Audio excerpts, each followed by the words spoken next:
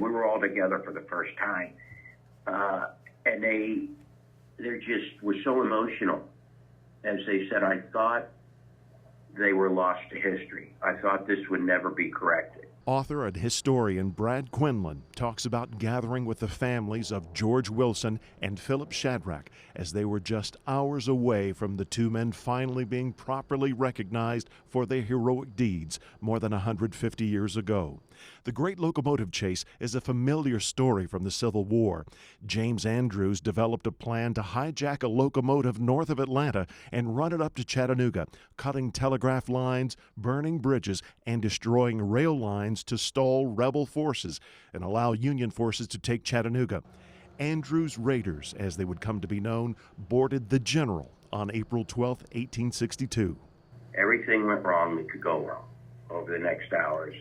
They didn't accomplish their mission, and O.M. Mitchell never was able to take Chattanooga in 1862. All of the raiders were tracked down, many were tried and hanged, but the daring mission built morale in the North, and Congress created the Army Medal of Honor, awarding the very first to 19 of 22 Union soldiers in Andrews Raiders. Their monument can be seen today on the hallowed ground where many are buried at the Chattanooga National Cemetery. But why were Wilson and Shadrach left out? There was just nobody there.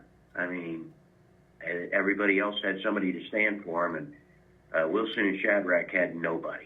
Their 2nd Ohio Infantry had been decimated at the Battle of Chickamauga, and parents of both men had died by the end of the war. Work to get them included starting during the Jimmy Carter administration, and then began again in 2008. Quinlan sought out documents of first-hand accounts in national and Tennessee archives and says every second of the journey was worth it.